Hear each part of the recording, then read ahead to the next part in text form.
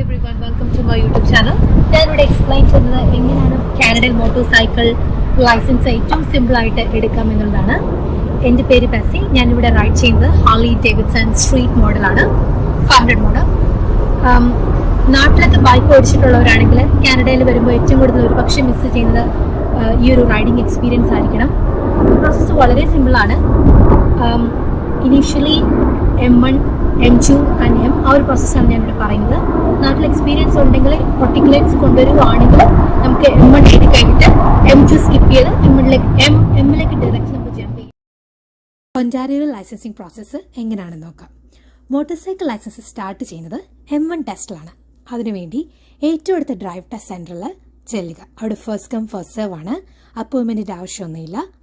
M1 test ചെയ്യാനായിട്ട് acceptable ആയിട്ടൊരു ID കൊണ്ടുപോകണം. അതുപോലെ തന്നെ ഒരു ആപ്ലിക്കബിൾ ഫീയും കാണും. M1 ടെസ്റ്റിൽ ഒരു റിട്ടൺ ടെസ്റ്റും ഒരു ഐ ടെസ്റ്റും ഉണ്ടായിരിക്കും. അതുകൊണ്ട് നിങ്ങളുടെ പ്രിസ്ക്രൈബ് ആയിട്ടുള്ള ക്ലാസ്സസ് കൊണ്ടുപോകാൻ മറക്കരുത്. ഐ ടെസ്റ്റിൽ റീഡറിൽ വരുന്ന ലെറ്റേഴ്സ് ഓർ നമ്പേഴ്സ് ഉറക്കെ വായിക്കാനായിട്ട് ഏജൻറ്റ് പറയും. അതുപോലെ തന്നെ ലൈറ്റ്സ് ഫ്ലാഷ് ചെയ്ത് ഏത് സൈഡിലാണ് ഫ്ലാഷ് ചെയ്യുന്നതെന്നും ചോദിക്കും. എല്ലാം പ്രോപ്പറായിട്ട് ആൻസർ ചെയ്താൽ ഐ ടെസ്റ്റ് സിമ്പിളായിട്ട് പാസ്സാകാം. ഐ ടെസ്റ്റും ID വെരിഫിക്കേഷനും കഴിഞ്ഞാൽ പിന്നെ വരുന്നത് M1 ടെസ്റ്റാണ്.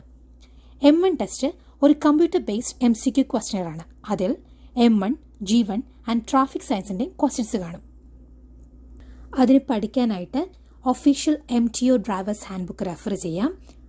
അല്ലാതെ തന്നെ ഓൺലൈനിൽ ഒരുപാട് സാമ്പിൾ M1 ടെസ്റ്റ് ക്വസ്റ്റ്യൻസും അവൈലബിൾ ആണ്.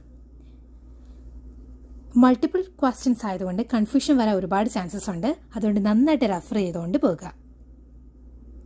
M1 ടെസ്റ്റ് പാസ്സായി കഴിഞ്ഞാൽ നിങ്ങൾക്കൊരു ടെമ്പററി ഡ്രൈവേഴ്സ് ലൈസൻസ് കിട്ടും. അതിൻ്റെ വാലിഡിറ്റി 90 days ആണ്. M1 ഉണ്ടെങ്കിൽ നമുക്ക് റൈഡ് ചെയ്യാം, പക്ഷേ കുറച്ച് റെസ്ട്രിക്ഷൻസ് ഉണ്ടായിരിക്കും. ബ്ലഡ് ആൽക്കഹോൾ ലെവൽ 0 ആയിരിക്കണം. പകൽ സമയത്ത് മാത്രമേ വണ്ടി ഓടിക്കാവുള്ളൂ. അതായത് സൺറൈസ് അരമണിക്കൂർ മുന്നേ മുതൽ സൺസെറ്റ് കഴിഞ്ഞ് അരമണിക്കൂർ വരെ.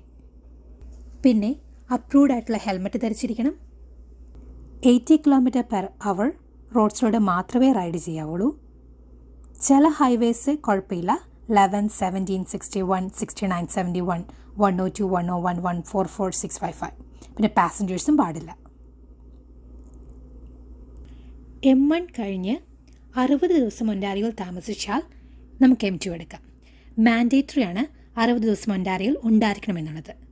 ഒന്നെങ്കിൽ ഡ്രൈവ് ടെസ്റ്റ് സെൻറ്ററിൽ ഡയറക്റ്റ് പോയി M2 എടുക്കാം, അല്ലെങ്കിൽ ഗവൺമെൻറ് അപ്രൂവ്ഡ് ആയിട്ടുള്ള മോട്ടോർ സൈക്കിൾ സേഫ്റ്റി കോഴ്സ് ചെയ്തും M2 എടുക്കാം. സേഫ്റ്റി കോഴ്സ് ആണെങ്കിൽ M1 ചെയ്ത് ഉടനെ തന്നെ 60 days വെയിറ്റ് ചെയ്യാതെ തന്നെ M2 സ്റ്റാർട്ട് ചെയ്യാം. പക്ഷേ M2ലേക്ക് അപ്ഗ്രേഡ് ചെയ്യാൻ 60 days വെയിറ്റ് ചെയ്യണം.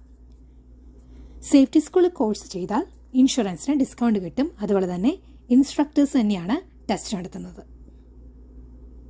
M2 ലൈസൻസ് കിട്ടിക്കഴിഞ്ഞാൽ ഏത് റോഡിലൂടെ നമുക്ക് ഓടിക്കാം. പക്ഷേ ബ്ലഡ് ആൽക്കഹോൾ ലെവൽ 0 ആയിരിക്കണം. കൂടാതെ അപ്രൂവ്ഡ് ആയിട്ടുള്ള ഹെൽമെറ്റും ധരിച്ചിരിക്കണം. M2ൻ്റെ വാലിഡിറ്റി 5 years ആണ്. M2 എടുത്ത് 22 months കഴിഞ്ഞാൽ M എടുക്കാം.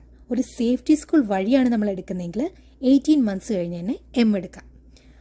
അപ്പോൾ ഇതൊക്കെയാണ് മോട്ടോർ സൈക്കിൾ ലൈസൻസിൻ്റെ പ്രോസസ്സ്. നിങ്ങൾക്ക് എന്തെങ്കിലും ഡൗട്ട്സ് ഉണ്ടെങ്കിൽ താഴെ കോമൻറ്റ് ചെയ്യുക, അല്ലെങ്കിൽ എൻ്റെ ഇൻസ്റ്റാഗ്രാം പേജിലൂടെ നിങ്ങൾക്ക് മെസ്സേജ് അയക്കാം. Good luck for new ride.